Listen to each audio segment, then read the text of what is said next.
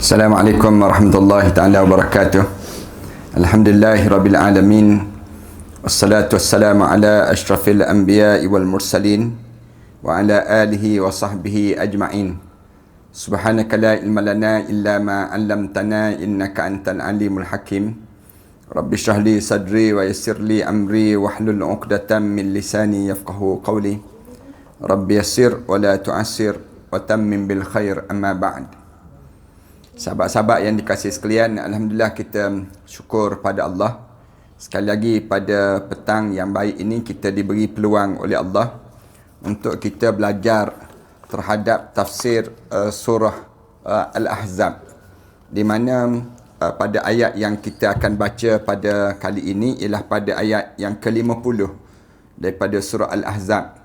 Dan daripada ayat ini kita belajar tentang mengenai perempuan-perempuan yang halal dinikahi oleh Nabi.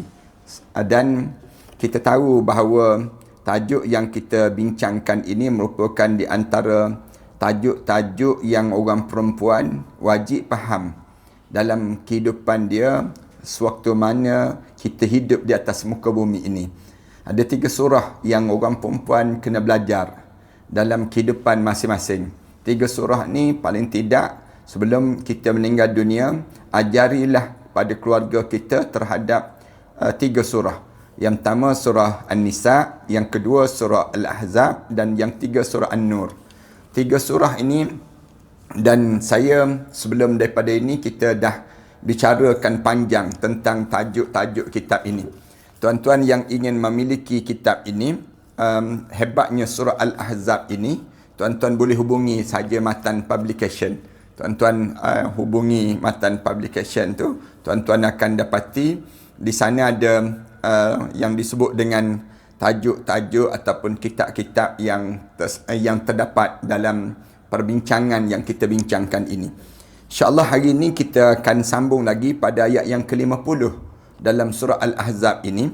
Kita baca dahulu, mudah-mudahan kita dapat pahala daripada bacaan yang kita baca ni. Tuan-tuan yang berada kat rumah, yang berada di mana saja, bolehlah buka Al-Quran sekejap. Mari kita baca sama-sama. Mudah-mudahan daripada bacaan yang kita baca ini, kita dapat pahala daripada bacaan yang kita baca ini sendiri. Dan lepas pada ni barulah kita tafsir terhadap ayat yang kita baca ni. A'udzubillahi minasyaitanirrajim. Bismillahirrahmanirrahim. يا أيها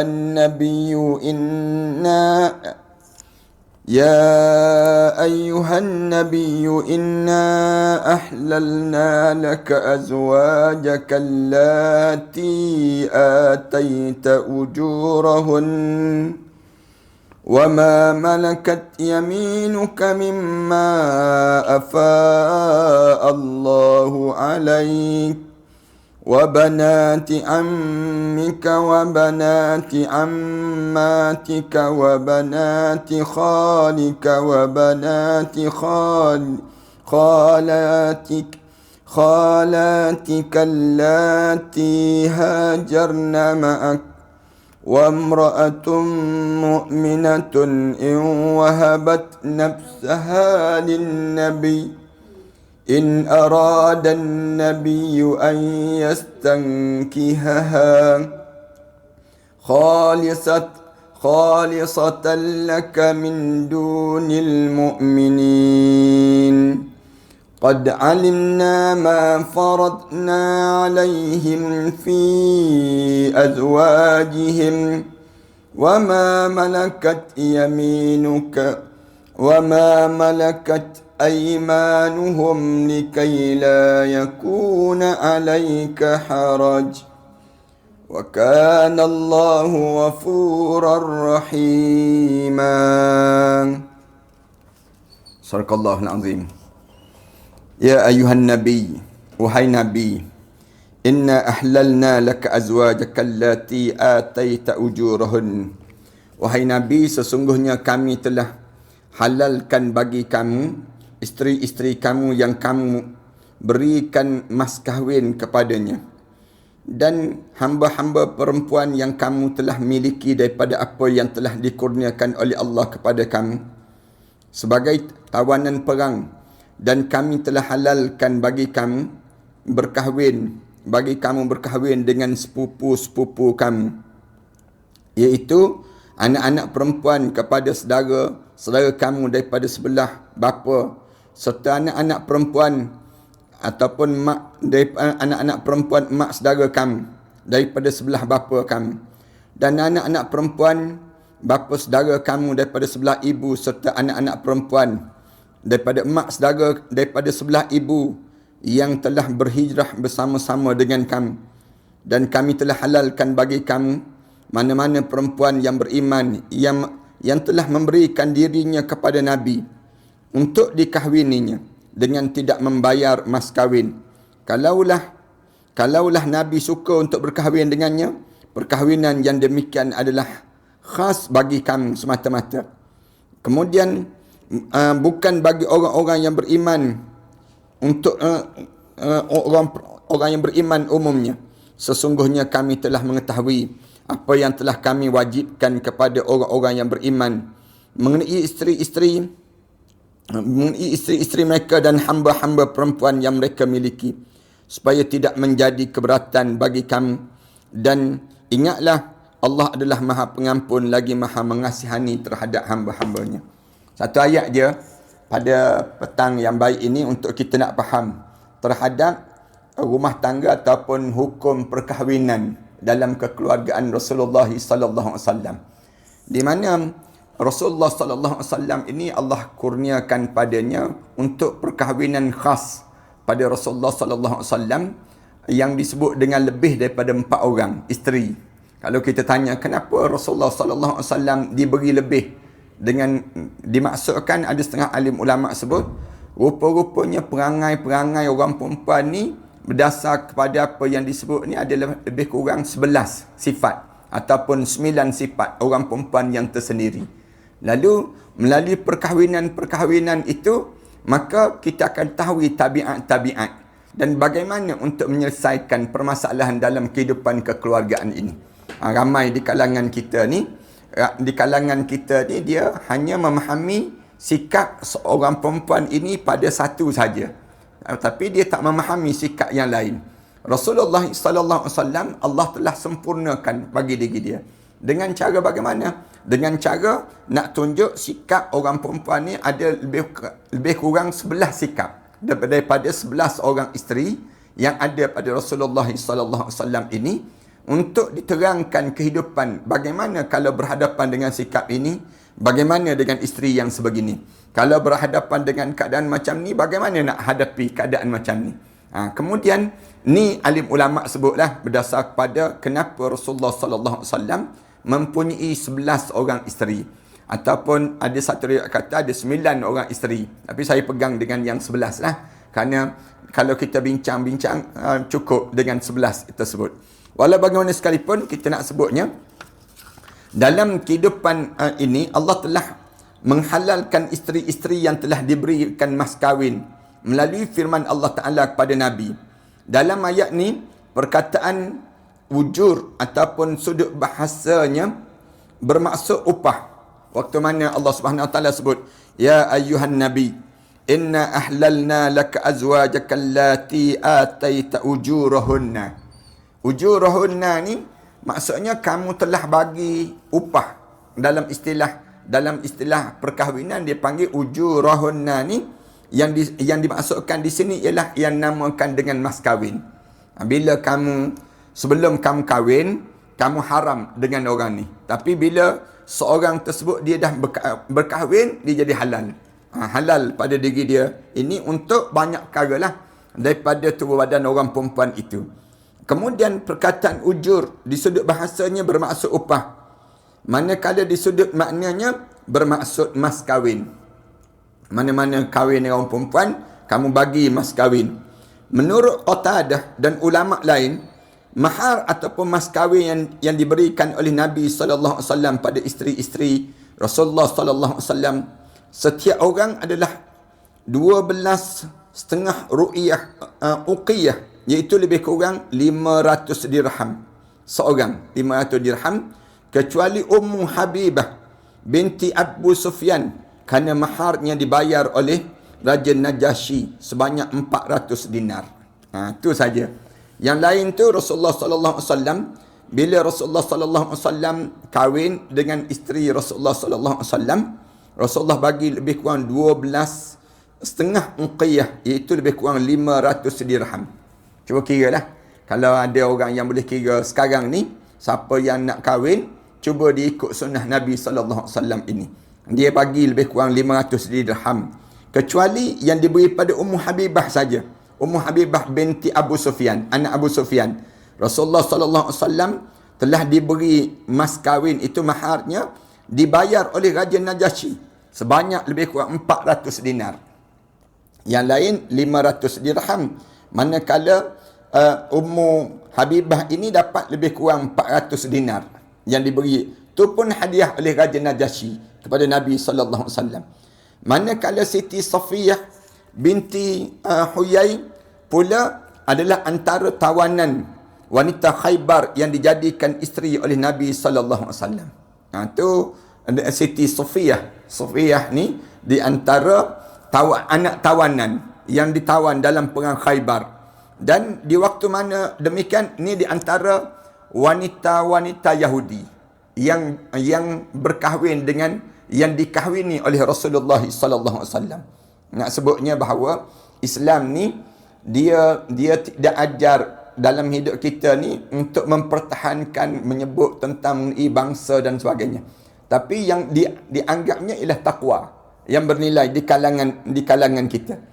Kemudian Rasulullah sallallahu alaihi wasallam lepas pada kahwin dengan Siti Safiyah itu, Rasulullah merdekakan dia dan menjadikan kemerdekaan sebagai satu mas kahwin. Rasulullah sallallahu alaihi wasallam jadikan merdeka tu mas kahwin kepada Safiyah itu sendiri. Demikian pula Siti Juwairiyah, Siti Juwairiyah binti Haris Al-Mustaliqiyah, dan daripada Bani Mustalik. Nabi sallallahu alaihi wasallam memperisterikan dia dengan cara membayar tebusan kepada Sabit ibnu Qais ibnu Syammas. Firman Allah Ta'ala, wa ma malakat yaminuka mimma afa Allahu alaik. Yang beza laginya, isteri Rasulullah ni itu Siti Juwairiyah binti Al-Haris. Yang ni Rasulullah sallallahu alaihi wasallam memperisterikan dia dengan cara membayar tebusan kepada Sabit ibnu Qais. Yang ni Rasulullah sallallahu alaihi wasallam bayar tebusan ini sendiri.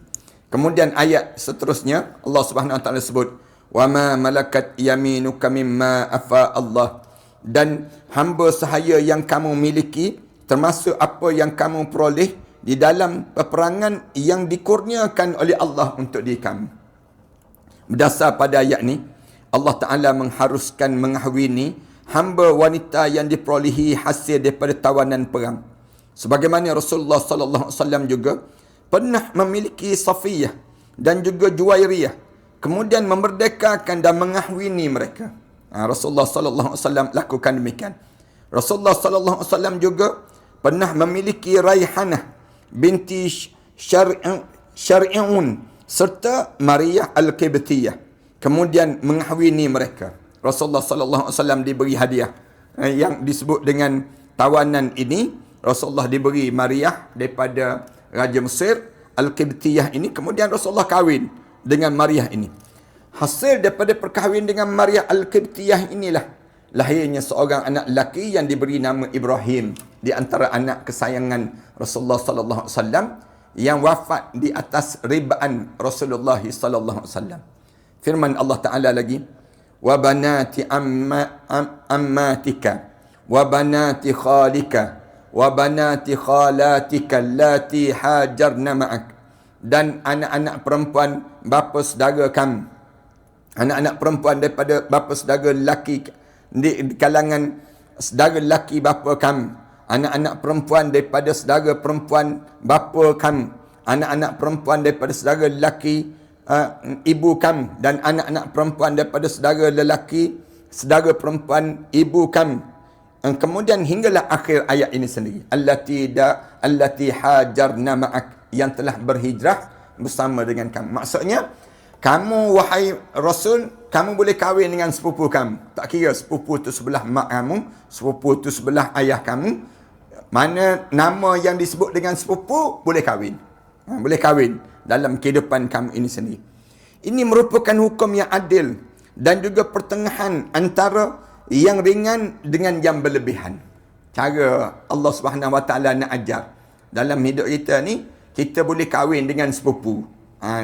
Nak sebutnya demikian. Maknanya, kalau boleh kahwin dengan sepupu, tak kira sepupu tu yang disebut dengan sepupu sebelah ayah kita ke, atau sebelah mak kita ke, kita boleh kahwin dengan sepupu. Bila boleh kahwin ni, maknanya apa dia? Batallah hari semayang. Hari semayang tu terbatal. Dan bila dengan mereka tersebut, kita diajar supaya apa dia? Kena bataskanlah, kena jaga aurat. Tak boleh kita mendedahkan aurat. Tak boleh pada diri kita terbuka aurat. Di kalangan kita tak boleh. Ni cara diajar demikian. Kemudian dalam kehidupan dengan orang-orang, kemudian ini merupakan hukum yang adil dan pertengahan yang ringan dengan yang yang berlebihan. Hal ini bersangkutan dengan orang-orang Kristian yang tidak dibolehkan mengahwini kerabat perempuan.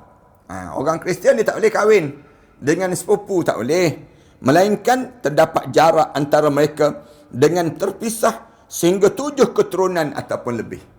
Ni beza Ni orang-orang Kristian, agama dia tak membenarkan kahwin dengan sepupu, tak boleh. Tapi Islam tak. Islam diajar bahawa kahwin dengan sepupu ni dibenarkan. Sama ada sepupu tu sebelah mak, sepupu sebelah ayah, maknanya dua-dua sepupu ni boleh dikahwini. Lalu datanglah syariat Islam yang sempurna lagi suci, meringankan ketetapan orang-orang Kristian yang sangat ketat ini sendiri. Orang Kristian, dia nak kahwin dengan sepupu tak boleh. Nak kahwin dengan 2 pupu tak boleh. Kena lebih pada 7 keturunan. 7 keturunan orang Kristian. Tapi Islam tak. Islam diajar bahawa perkahwinan ni dalam sepupu tu pun sampai peringkat sepupu dah boleh dah. Tak boleh kahwin dengan mak saudara, pak saudara. Tu je yang tak bolehnya. Islam membolehkan seorang lelaki mengahwini sepupu, iaitu anak-anak perempuan bapa saudara daripada sebelah bapa, serta anak-anak perempuan mak saudara daripada sebelah bapa, dan anak-anak perempuan bapa saudara dan sebelah ibu, serta anak-anak perempuan mak saudara sebelah daripada ibu ini sendiri. Maknanya Islam benarkan sepupu boleh kahwin. Tak kira lah daripada mak ke, ayah ke.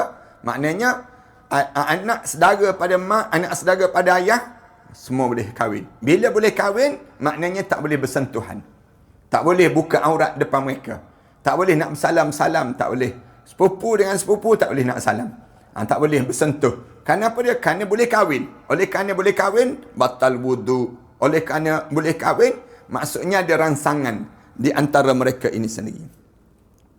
Islam membolehkan perkahwinan dengan sepupu. Manakala orang Yahudi pula boleh mengahwini anak perempuan saudara lelaki ataupun saudara perempuannya. Anak saudara Yahudi boleh kahwin. Anak saudara Yahudi mengajar boleh kahwin dengan anak saudara. Tengok, Islam tengah-tengah. Dia ambil pertengahan. Orang Kristian, sepupu pun tak boleh. Kemudian Yahudi dengan anak saudara pun boleh kahwin. Ini Yahudi. Dia ajar demikian. Kemudian Islam mengharamkan keringanan orang-orang yang Yahudi mengahwini anak saudara. Kerana hal ini merupakan perbuatan yang sangat memalukan, lagi menjijikkan dalam mengikut keturunan. Kalau ikut keturunan, Yahudi anak saudara pun boleh kahwin. Tapi Islam larang anak saudara tak boleh kahwin. Yang boleh kahwin sepupu. Manakala orang Kristian, sepupu pun tak boleh kahwin. Orang Kristian. Sampai peringkat dia diajar supaya jauh jarakkan dia dengan 7 keturunan. 7 keturunan baru boleh kahwin dengan mereka ini sendiri. Firman Allah Ta'ala lagi. Wa mra'atun mu'minatan in wahabat nafsaha lin nabi in arada an-nabiyyu an yastankihaha. Dan orang perempuan mukmin yang telah menyerahkan dirinya untuk dikahwini oleh Nabi. Dan sekiranya Nabi nak berkahwin dengan dia, Rasulullah sallallahu alaihi wasallam boleh ambil. Kalau dia tak ada hubungan dengan Rasulullah lah. Maksudnya demikian.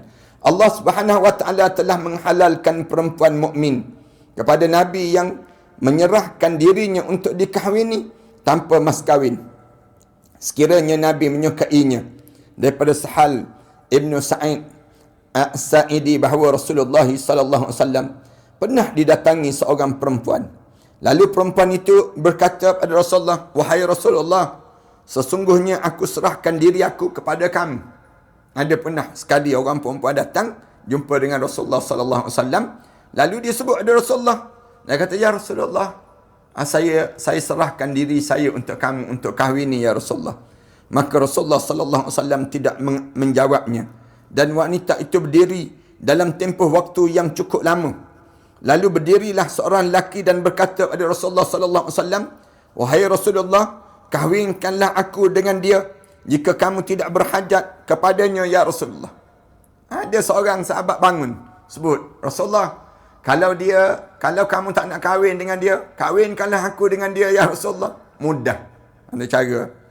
Kalau kita sebut zaman kita sekarang ni pun begitulah. Maknanya Islam ni dia tidak mengikat dalam hidup kita ni untuk kita ni nak tunggu yang disebut dengan orang lelaki dahulu minta dengan orang perempuan. Tak.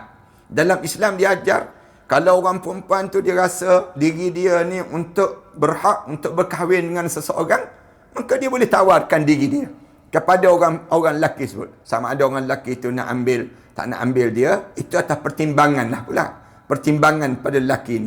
Maknanya orang perempuan, janganlah dia hanya tunggu yang berusia sangat. Umur dia dah panjang dah umur dalam hidup dia. Lama dah, sampai 30 lebih, tiba-tiba tak berumah tangga lagi. Orang tanya dia, "Kenapa tak berumah tangga lagi?" "Saya tunggu orang tak ada seorang pun masuk Minang." Kalau begitu, kamu kena cari orang dah. Cari orang untuk kamu tawarkan diri kamu untuk kahwin dengan orang tersebut. Dan bila kamu tawar diri kamu tu, jangan pula kamu terasa hati kalau sekiranya orang tu tak terima. Tapi bila kamu tawarkan diri kamu untuk kahwin dengan seorang tersebut, kemudian di waktu mana orang tersebut dia kata, "Saya tak nak kahwin lah." Macam Rasulullah diam saja, tak kata apa-apa. Boleh jadi kamu tawar pada orang ni, tapi ada jodoh dengan orang ni. Itu cara Islam ajar demikian. Bila kamu tawarkan pada seorang diri kamu untuk dikahwini, "Tolonglah kahwin dengan saya," misal contohnya. Pergi jumpa mana-mana orang yang soleh, orang yang baik. "Boleh tak saya tawarkan diri saya untuk dikahwini dengan kamu." Orang soleh tu, dia tengok, dia diam saja misal contohnya. Tapi kawan-kawan orang soleh ni dia dengar, dia tahu. Dia kata, "Kahwin dengan saya lah," misal contoh. "Kahwin dengan saya lah." Maka di waktu tersebut boleh lah orang lain pula kahwin.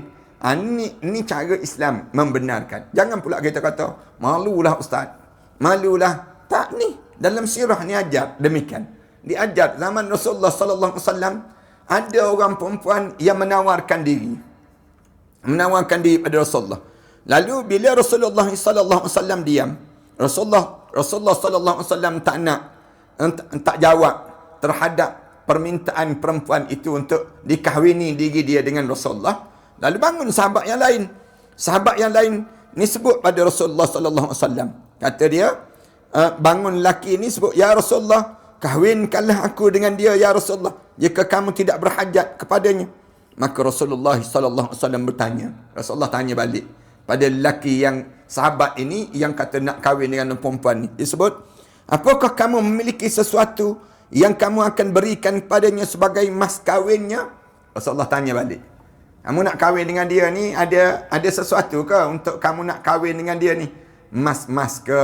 Ada yang disebut dengan cincin-cincin ke? Perak ke dan sebagainya?" Lalu dia menjawab, "Aku tidak memiliki sesuatu selain daripada kainku ini saja ya Rasulullah." Kain ni je ya Rasulullah ada ni, untuk dijadikan mas kahwin. Boleh tak ya Rasulullah? Rasulullah sallallahu alaihi wasallam sabda, "Jika kamu berikan kain kamu itu kepadanya, berarti kamu tidak ada kain lagi jika duduk. Maka carilah yang lain." Rasulullah sebut demikian. Dia ditunjuk kain atas bahu dia ni kot. Dia tunjuk Rasulullah. "Ya Rasulullah, kalau saya nak kahwin, ada ni je harta saya. Nak kahwin dengan perempuan ni. Kain ni." Rasulullah tanya balik, "Kalau kamu bagi kain ni," Rasulullah sebut pada dia, "Kalau kamu bagi kain ni, lepas pada kamu bagi kain ni pada dia, kamu nak duduk atas apa?" Rasulullah tanya demikian. Lalu dia jawab, saya tidak memiliki apa-apa yang lain daripada itu ya Rasulullah. Lalu Rasulullah sallallahu alaihi wasallam sabda, carilah dulu rezeki yang lain. Dia kata, cari pun tak ada ya Rasulullah. Rasulullah sebut, carilah sekalipun mas kahwin itu berupa cincin besi. Rasulullah sebut demikian. Carilah, kalau tak boleh yang lain-lain pun, kamu cari cincin besi pun tak apa. Cari besi-besi, buat bulat sikit, kemudian jadikan dia sebagai satu mas kahwin untuk kamu dengan dia ini sendiri. Lelaki itu mencari cincin besi dan ternyata tidak memilikinya. Cari cincin besi pun tak ada juga. Lalu Nabi SAW tanya balik pada orang tersebut, adakah kamu hafaz sesuatu daripada Al-Quran? Kalau begitu, kamu menghafal ayat Quran tak? Kamu ingat mana-mana surah dalam Al-Quran tak? Lalu lelaki itu menjawab, ya, saya hafaz surah ini. Disebut dengan beberapa surah. Maka Nabi SAW bersabda kepada dia, aku nikahkan dia dengan kamu, dengan mas kahwin hafazan Al-Quran kamu itu. Rasulullah sebut demikian. Aku nikahkanlah kamu dengan dia, dengan mas kahwin hafazan Al-Quran kamu itu. Perkahwinan itu terjadi demikian. Lalu jadilah suami isteri. Kenapa disebut Al-Quran? Al-Quran ni perkara yang bernilai. Dan kalau tak ada yang lain pun, maknanya kamu jadikan Al-Quran ni sebagai satu, dijadikan sebagai satu yang disebut dengan mas kahwin. Benda yang bernilai. Dibandingkan dengan perkara-perkara yang lain, Al-Quran Karim ini satu nilai yang besar yang Allah jadikan kepada mereka yang disebut dengan hafaz, yang menghafaz ayat-ayat suci Al-Quran Karim ini sendiri. Allahu Akbar. Nak menghafal Quran ni tak mudah parahan sekalian. Dan orang menghafal Quran ni pula, dia jadi berat pada diri dia. Bebanan yang ditanggung bila dia menghafal Quran tu, jadi bebanan tanggungan pada diri dia waktu mana dia menghafal Al-Quran ini. Diriwayatkan oleh Imam Bukhari daripada Aisyah yang mengatakan perasaan cemburu kepada wanita-wanita yang menyerahkan diri mereka kepada Nabi sallallahu alaihi wasallam. Sehingga beliau berkata, adakah patut seorang perempuan menyerahkan dirinya? Adakah patut orang perempuan ni pergi sebut pada Nabi dia nak menyerahkan diri dia? Patut orang macam tu? Tak malu ke perempuan yang sebut demikian? Lalu ketika mana firman Allah diturunkan, kamu bolehlah menangguhkan ataupun kamu bolehlah menangguhkan menggauli siapa yang kamu kendaki di antara mereka, isteri-isteri kamu, dan boleh pula menggauli siapa yang kamu kehendaki, dan siapa-siapa yang kamu ingin untuk menggaulinya kembali daripada perempuan yang telah kamu cerai, maka tidak ada dosa bagi kamu. Lalu Aisyah radhiyallahu anha berkata, aku tidak melihat Tuhanmu melainkan dia begitu peka memenuhi keinginanmu itu sendiri. Allahu Akbar. Allah Subhanahu wa taala ni katanya Aisyah, dia tahu sangat perangai orang lelaki, sikap orang lelaki. Begitu halusnya Allah dengan orang-orang lelaki. Begitu lemah lembutnya Allah dengan orang lelaki. Bagaimana cara Allah nak tunjuk lemah lembutnya Allah dengan orang lelaki? Allah menyediakan isteri-isteri yang ada ni dengan tujuan untuk menjadikan mereka ni ketaatan pada Allah. Jemaah sekalian ya, saya nak sebut, tak adalah satu ibadah yang paling panjang dalam hidup ini kecuali ibadah yang disebut dengan perkahwinan. Perkahwinan ni satu ibadah yang paling panjang. Start daripada ijab qabul sampailah mati. Itu dipanggil ibadah perkahwinan. Bila sepanjang kita berkahwin tu, sepanjang itulah dapat pahala. Sebab tu Islam larang, jangan berzina, jangan buat benda yang dilarang oleh Allah. Kenapa? Kerana bila berkahwin ini menambahkan lagi pahala pada diri kami. Lalu bagi orang lelaki, Allah terlalu lemah lembutnya dengan orang lelaki sehingga Allah sediakan isteri-isteri yang lain. Itu cara Allah nak tunjukkan lemah lembutnya Allah kepada orang-orang lelaki ini yang disebut oleh Sayyidatina Aisyah radhiyallahu anha. Dia kata, aku tidak pernah melihat Allah melainkan dia begitu peka memenuhi keinginan kamu wahai Nabi. Ibnu Abi Hatim daripada Ibnu Abbas radhiyallahu anhu berkata, Abu Hazim daripada Ibnu Abbas radhiyallahu anhu berkata bahawa tidak ada seorang pun daripada kalangan wanita-wanita yang menyerahkan dirinya kepada Rasulullah sallallahu alaihi wasallam untuk dijadikan isteri. Tak ada seorang pun. Walaupun boleh jadi yang dimaksudkan itu ialah perempuan yang betul-betul Rasulullah ambil untuk dijadikan isteri. Orang perempuan datang, dia menyerah diri dia untuk dikahwini, Rasulullah ambil dia untuk kahwin. Tak ada. Setakat ni tak ada. Tapi yang berlakunya ialah ada orang perempuan yang datang menyerahkan diri dia pada Rasulullah, Rasulullah diam. Rasulullah tak kahwin pun, tapi Rasulullah tanya. Rasulullah diam je sehingga sahabat-sahabat yang lain yang disebut, ya Rasulullah kahwinkanlah dengan diri saya. Dah tengok kamu tak nak tu ya Rasulullah, kahwin dengan saya lah ya Rasulullah. Diriwayatkan oleh Ibnu Jarir melalui Yunus Ibnu Bukair bahawanya tidak ada seorang wanita pun yang menyerahkan dirinya kepada Rasulullah sallallahu alaihi wasallam diterima sebagai isteri. Maksudnya kalau ada orang perempuan yang datang bagi tahu pada Rasulullah, ya Rasulullah, saya nak kahwin dengan kamu, Rasulullah tak ada seorang pun Rasulullah ambil untuk dikahwini dengan orang perempuan tersebut.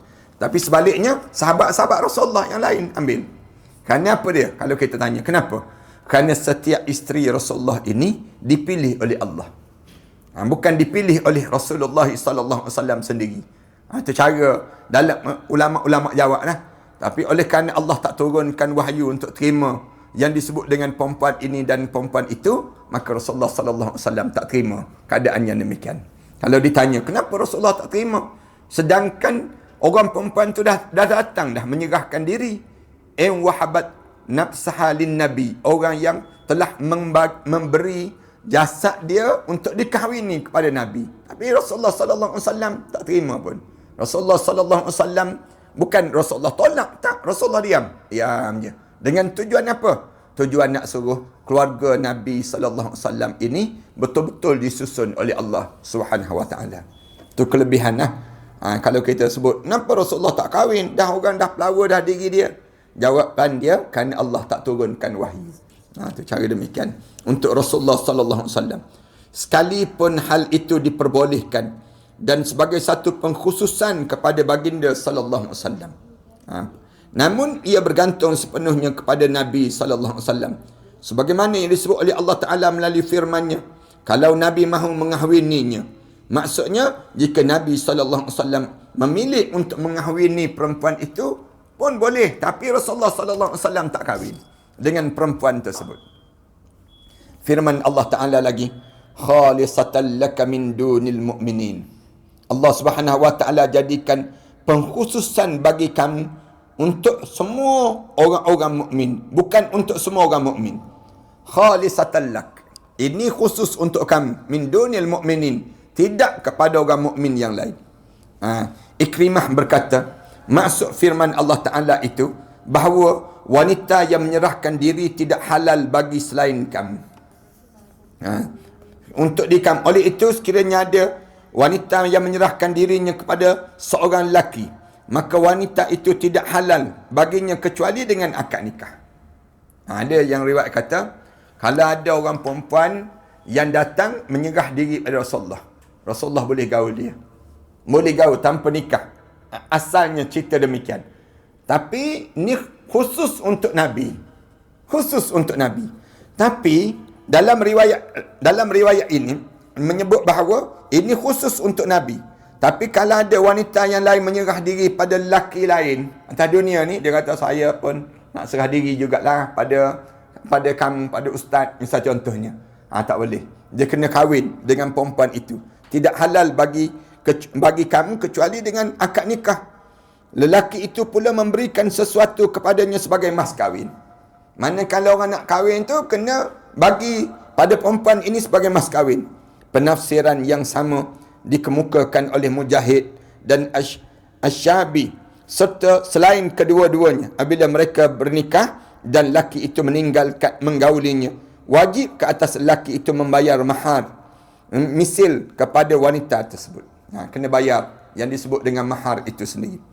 Hal ini sebagaimana yang telah diputuskan oleh Rasulullah sallallahu alaihi wasallam dalam isu perkahwinan Untuk perempuan wasik, anak perempuan wasik menyerahkan dirinya kepada seorang lelaki lalu berkahwin, maka Rasulullah sallallahu alaihi wasallam menetapkan bagi wanita itu mendapat mahar misilnya walaupun selepas mereka berkahwin. Walaupun lepas pada kahwin, kamu kena bagi juga mahar pada perempuan ini. Ni suaminya kemudian meninggal dunia. Dalam masalah ini, kematian dan juga jima sama saja dalam hal keterangan wajib membayar mahal mas kahwin bagi pihak lelaki terhadap wanita yang menyerahkan diri tadi dan menyerahkan diri kepadanya untuk dikahwini. Ketentuan wajib membayar mahal misil ini hanya berlaku kepada selain Nabi sallallahu alaihi wasallam. Selain daripada Nabi kena bayar mahal. Jangan pula ada orang perempuan datang, kita pun akad nikah, kemudian kita tak bagi mas kahwin untuk dia. Kenapa? Kerana dia kata, kerana dia yang mencadangkan diri dia kahwin dengan kita. Tak boleh demikian. Wajib untuk kita bagi juga mas kahwin. Mas kahwin ni diberi lepas pada kita kahwin tu pun boleh dibenarkan dalam syarak. Bagi Nabi SAW, sekiranya baginda itu menggauli seseorang, wanita itu tidak wajib membayar daripada mahal misil kepada wanita yang menyerahkan diri kepadanya. Kalau Rasulullah SAW tak perlu bayar mahal. Tak payah bayar mahal ini. Hal ini kerana Nabi SAW boleh berkahwin tanpa mas kahwin, tanpa wali dan tanpa saksi sebagai pengkhususan untuk baginda SAW. Rasulullah tak perlu kahwin dengan wali, saksi, tak perlu. Kerana ni khusus untuk Rasulullah. Hal ini sebagaimana yang pernah terjadi dalam kisah Zainab binti Jahsh. Rasulullah SAW kerana dikahwinkan langsung oleh Allah dengan Nabi SAW.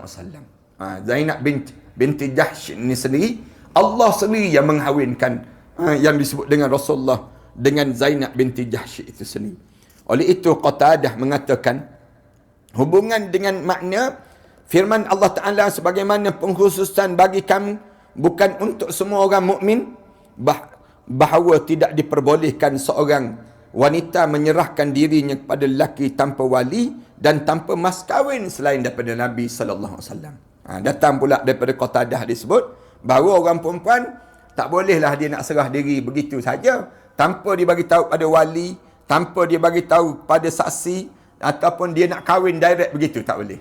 Orang perempuan dia diajar supaya apa dia? Dia diajar supaya bagi tahu pada wali dia terlebih dahulu, saya nak kahwin, saya nak serahkan diri saya ni kepada orang sekian-sekian. Kemudian supaya saya dikahwini dengan orang sekian-sekian. Firman Allah Ta'ala lagi, qad alimna ma faradna alaihim fi azwajihim wa ma malakat aymanuhum, dan sesungguhnya kami tahu apa yang difardukan ke atas mereka dalam masalah urusan isteri-isteri mereka tersebut, wa ma malakat aymanuhum, dan juga hamba sahaya yang mereka miliki itu. Ubay ibnu Ka'ab, Mujahid Al-Hasan Qatadah serta Ibnu Jarir daripada dalam mentafsirkan makna firman Allah Ta'ala, sesungguhnya kami telah mengetahui apa yang kami wajibkan pada mereka tentang isteri-isteri mereka. Maksudnya bagi mereka cukup hartanya hanya diperbolehkan menghawini 4 orang wanita sahaja daripada mereka ini. Manakala hamba sahaya wanita, mereka boleh memiliki seramai mana pun jika mereka mahu. Orang lelaki kalau dia nak kahwin cukup 4. Manakala hamba sahaya yang bagi diri dia nak gauli seramai mana pun boleh. Tak ada masalah. Bagi orang lelaki tak ada had dan tak ada batasan. Bagi orang lelaki lah. Tapi bagi orang perempuan, dia kena kahwin seorang saja, suami dia. Tu kenapa? Kerana keturunan dia ni, nak jaga keturunan. Tu orang perempuan yang Allah jadikan. Jangan pula orang perempuan sebut tak adil lah. Suami dapat kahwin 4, manakala isteri pula tak boleh kahwin suami 4. Itu tak boleh demikian. Kerana apa dia? Kerana masalah keturunan yang akan datang nanti. Allah dah susun dah. Untuk bernikah dengan wanita yang merdeka, disyaratkan adanya wali dan adanya mas kahwin serta para saksi bagi pernikahan mereka tersebut. Siapa-siapa nak kahwin, ini syarat. Kena ada wali, kena ada mas kahwin, kena ada saksi, ada ijab dan qabul. Hal ini berlaku pada semua kaum muslimin. Namun Allah Ta'ala memberikan rukhsah, keringanan dalam hal ini pada Nabi SAW untuk tidak diwajibkan dengan adanya wali kahwin, mas kahwin dan juga wali dalam perkahwinan Nabi SAW. Justru Allah Ta'ala tidak mewajibkan atas sesuatu daripada batasan-batasan dan syarat-syarat tersebut. Tujuannya supaya tidak menjadi kesempitan kepada manusia, sebagaimana firman Allah Ta'ala, likai la yakuna alaika haraj wa kana Allahu ghafurur rahima, bagi dan supaya tidak menjadi kesempitan bagi kamu, dan adalah Allah Maha Pengampun lagi Maha Penyayang dalam kehidupan ini sendiri. Ini rumah tangga yang dibina, perkahwinan dipanggil, untuk melahirkan zuriat-zuriat, untuk menyuburkan alam ini, untuk menjadikan alam ini ceria dengan keturunan-keturunan yang ramai. InsyaAllah kita sambung pada ayat yang ke-51, di mana Rasulullah bebas memilih isteri-isteri baginda, sama ada dilepaskan ataupun diceraikan ataupun disimpan dalam kekeluargaan Rasulullah. Ini tajuk ayat yang ke-51 nantilah dalam membicarakan tentang tajuk ini sendiri. Alhamdulillah, jemaah-jemaah yang nak kepada kitab Al-Ahzab ini, surah Al-Ahzab ini, bolehlah menghubungi di Matan Publication. Talian type je Matan Publication itu, ataupun di kalau sekiranya ada nanti dalam ruangan komen nanti akan letak nombor telefon untuk nak faham terhadap surah Al-Ahzab inilah, surah yang hebat yang disebut dengan surah Al-Ahzab ini sendiri, insya-Allah. Mudah-mudahan Allah Subhanahu Wa Taala jadikan kebaikan yang bertambah dan kita sentiasa diberi kebaikan yang berterusan dalam kehidupan kita. Terima kasih sekali lagi, insya-Allah